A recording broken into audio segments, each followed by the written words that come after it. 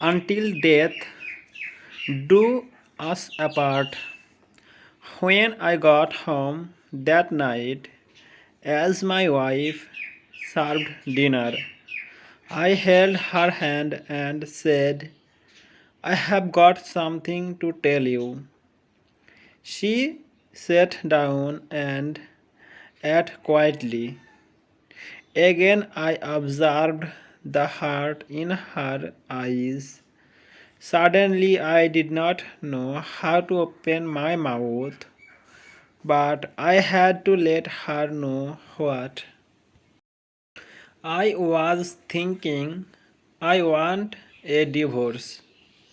I raised the topic calmly. She did not seem to be annoyed by my words. Instead, she asked me softly why. I avoided her question. This made her angry. She threw away the chopstick and shouted at me, You are not a man.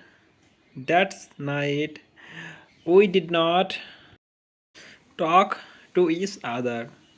She was weeping. I knew she wanted to find out what had happened to our marriage, but I could hardly give her a satisfactory answer. She had lost my heart to Jan. I did not love her anymore. I just pitied her. With a deep sense of guilt, I drafted a divorce agreement which stated that she could own our house, our car, and 30% stock of our company. She glanced at it and then tore it into pieces. The woman who had spent 10 years of her life with me had become a stranger. I felt sorry for her wasted time, resource, and energy, but I could not take back what I had said, for I loved John so dearly. Finally, she cried loudly in front of me, which was what I had expected to see. To me, her cry was actually a kind of release. The idea of divorce, which had obsessed me for several weeks, seemed to be firm and clear now. The next day, I came back home very late and found her writing something at the table. I did not have supper, but went straight to sleep and fell asleep very fast because I was tired after an eventful day with John. When I woke up, she was still there at the table writing. I just did not care, so I turned over and was asleep again. In the morning, she presented her divorce conditions.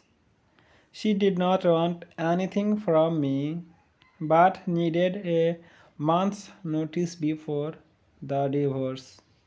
She requested that in that 1 month we both try to live as normal a life as possible. Her reason for these conditions are simple. Our son had his exams in a month's time and she did not want to disrupt him with our broken marriage. This was agreeable to me, but she had something more. She asked me to recall how I had carried her into our bridal room on our wedding day. She requested that every day for the month's duration I carry her out of our bedroom to the front door ever morning. I thought she was going crazy just to make our last days together bearable. I accepted her odd request.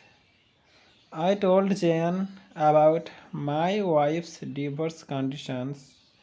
She laughed loudly and thought it was absurd.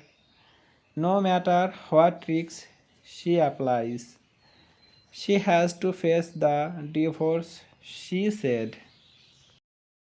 My wife and I had not had any body contact since my divorce intention was explicitly expressed.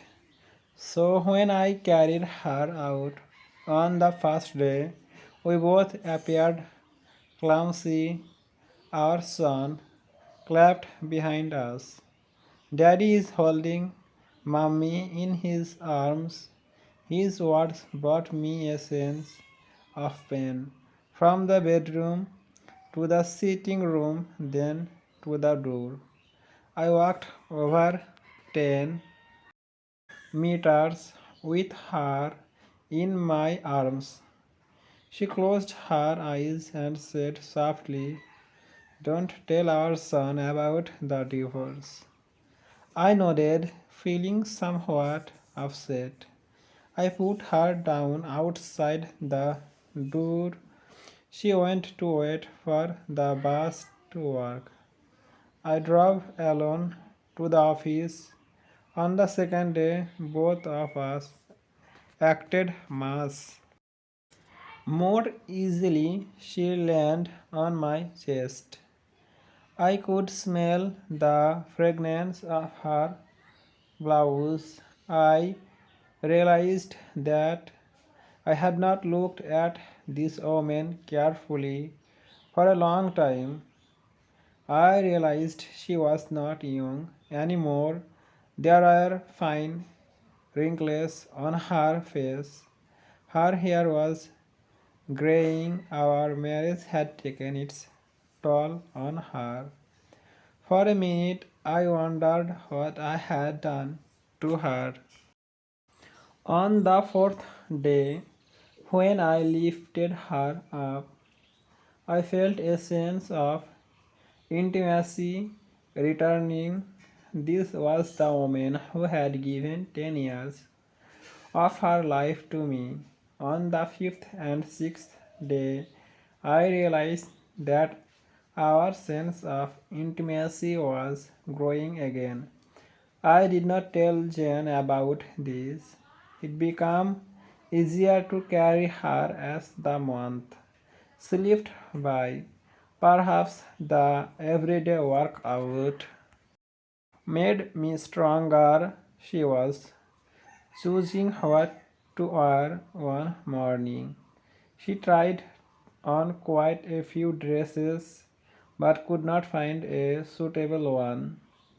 Then she sighed, "All my dresses have grown bigger."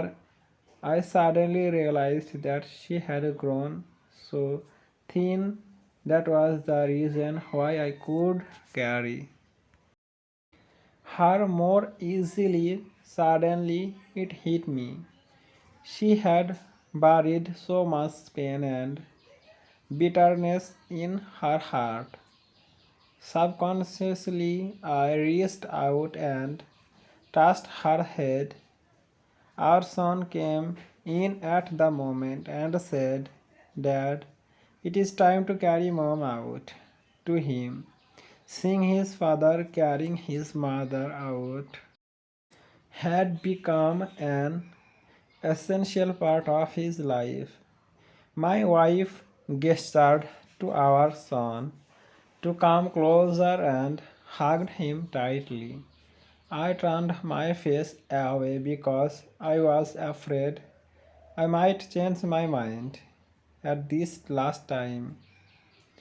I then held her in my arms, walking from the bedroom through the sitting room to the hallway. Her hand surrounded my neck softly and naturally. I held her body tightly. It was just like our wedding day, but her much lighter weight made me sad. On the last day, when I held her in my arms, I could hardly move a step. Our son had gone to school. I held her tightly and said I had not noticed that our life lacked intimacy. I drove to office and jumped out of the car swiftly without locking the door. I was afraid any daily would make me change my mind. I walked upstairs. Jan opened the door and I said to her, "Sorry, Jan, I do not want the divorce anymore." She looked at me astonished and then touched my forehead. "Do you have a fever?" she said. I moved her hand off my head. "Sorry, Jan," I said, "I want divorce." My marriage life was boring, probably because she and I did not value the details of our lives. Not because we did not love each other anymore. Now I realize that since I carried her into my home on our wedding day, I am supposed to hold her until death do us apart. Jan seemed to suddenly wake up. She gave me a loud slap and then slammed the door and burst into tears. I walked downstairs and drove away. At the floral shop on the way, I ordered a bouquet of flowers for my wife.